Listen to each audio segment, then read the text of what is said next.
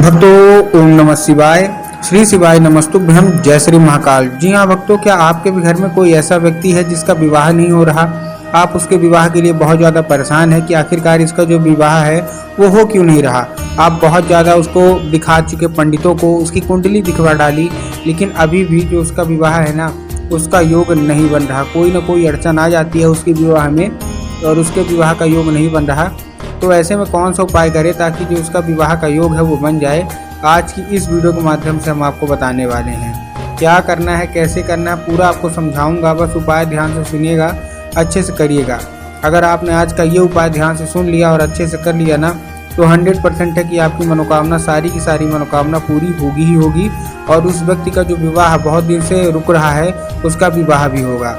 देखिए, कोई ना कोई समस्या आ जाती है। अगर आपके घर में कोई ऐसा व्यक्ति है, चाहे आपका लड़का है या लड़की है, मतलब विवाह नहीं हो रहा, उनकी जो उम्र है वो गुजरती जा रही है, मतलब 30 साल हो गई है, 35 साल हो गई है, यहाँ तक कि 40 साल भी हो गई है, लेकिन अभी भी उनका जो विवाह है उसमें कोई ना कोई अड़चन आती है। तो आज का उपाय ध्यान से सुनिएगा, अच्छे से करिएगा, पूरा आपको बताने वाला हूँ। देखिए, पूज्य गुरुदेव की जो कथा होती है ना, जैसे कि आपको पता है कि पूज्य गुरुदेव की कथा में लाखों की भीड़ आती है, आप सबको पता है। तभी गुरुदेव की कथा हो रही थी जिसमें लाखों की भीड़ आई।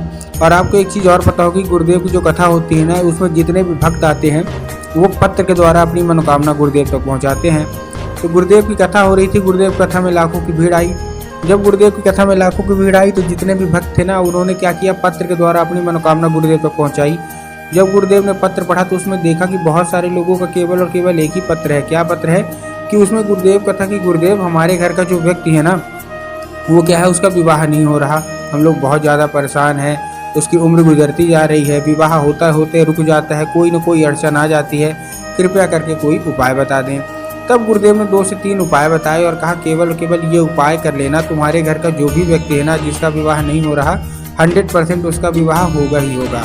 जब गुरुदेव ने ये उपाय बताए तो लोगों ने जाके इस उपाय को घर में किया और मात्र 1 से 1.5 महीने के बाद गुरुदेव की कथा में वापस आए और गुरुदेव को फिर से पत्र लिखा। लेकिन ये वाला जो पत्र था, ये गुरुदेव को धन्यवाद के रूप में पत्र था कि गुरुदेव, धन्य हो आपका, आपके द्वारा बताया गया उपाय हमने कर लिया है और हमारी जो मनोकामना थी पूरी हो गई। हमारे घर का जो व्यक्ति था ना, जिसका विवाह में अड़चन आ रही थी, नहीं हो रहा था, उसका विवाह पक्का हो गया। आपका कोटि कोटि धन्यवाद। तो देखिए, अगर आप भी जानना चाहते हैं कि आखिर ऐसा कौन सा उपाय है जिसको करने मात्र से मात्र 1 से 1.5 महीने के अंदर व्यक्ति की सारी मनोकामना पूरी हो जाती है और उस व्यक्ति का जो विवाह जब अभी तक नहीं हो रहा होता तो उसका विवाह भी हो जाता है, पक्का हो जाता है। तो चलिए हम बताते हैं आपको आज की इस वीडियो के माध्यम से।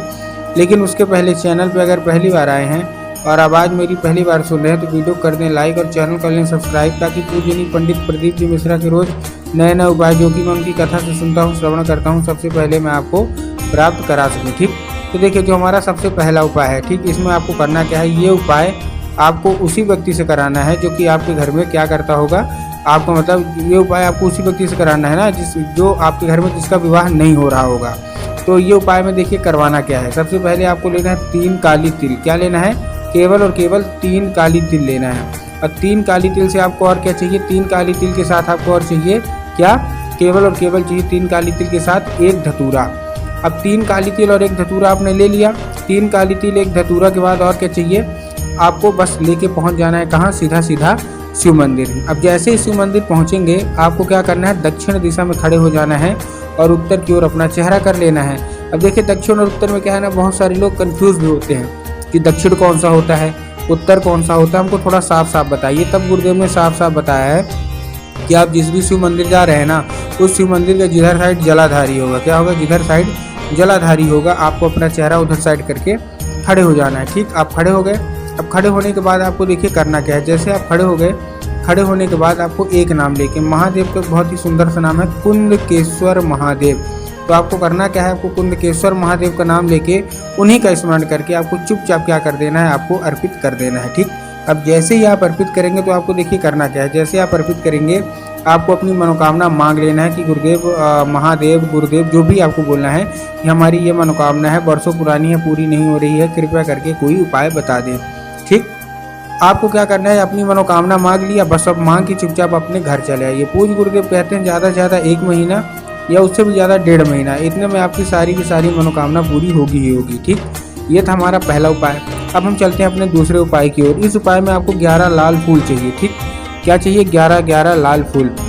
अब 11 लाल फूल आपने ले लिए। 11 लाल फूल लेने के बाद आपको देखिए करना क्या है। जैसे आपने 11 लाल फूल लिए, सबसे पहले तो वो किसी के भी हो सकते हैं, गुलाब के हो सकते हैं, गुड़हल के हो सकते हैं, जो भी आपको मिले ना आप ले लीजिए। बस एक चीज़ का आपको ध्यान रखना है, उस जब आप फूल लेंगे उसमें आपको क्या ध्यान रखना होगा कि जो फूल हैं वो कहीं से मुरझाए हुए नहीं होने चाहिए, कहीं से खंडित नहीं होने चाहिए, कहीं से ख़राब बिल्कुल भी नहीं होनी चाहिए, ठीक। और एक किस्म के होने चाहिए। अगर आप गुलाब को ले रहे हैं तो केवल और केवल गुलाब के लीजिए, अगर आप गुड़हल के ले रहे हैं तो केवल और केवल आप गुड़हल के लीजिए, ठीक। ले लिए। अब लेने के बाद देखिए आपको करना क्या है। जैसे आप ले लेंगे, लेने के बाद आपको एक काम करना है, पहुंच जाना है सीधा सीधा शिव मंदिर। अब आपके दिमाग में आया होगा कि हमको जाके बाबा भोलेनाथ की शिवलिंग पे अर्पित कर देना है। नहीं, आपको बाबा भोलेनाथ की शिवलिंग पे अर्पित नहीं करना, आपको माता शोक सुंदरी की जगह पे अर्पित करना है। अब देखिए, जिसको पता है कि माता शोक सुंदरी की जगह कहाँ होती है उनका तो ठीक, लेकिन बहुत सारे ऐसे लोग हैं जिनको यही नहीं पता कि माता अशोक सुंदरी की जगह कहाँ होती है। तब गुरुदेव ने साफ साफ बताया कि आप जिस भी शिव मंदिर जा रहे हो, शिव मंदिर का जो जलाधारी है, जलाधारी के दाएं मतलब राइट साइड में माता अशोक सुंदरी की जगह होती है। तो बस आपको करना क्या है, माता अशोक सुंदरी की जगह पे आपको चुपचाप अर्पित कर देना है बस। पूज्य गुरुदेव कहते हैं मात्र 1 से 1.5 महीना रुक जाइए, आपकी शादी अवश्य रूप से पक्की होगी ही होगी।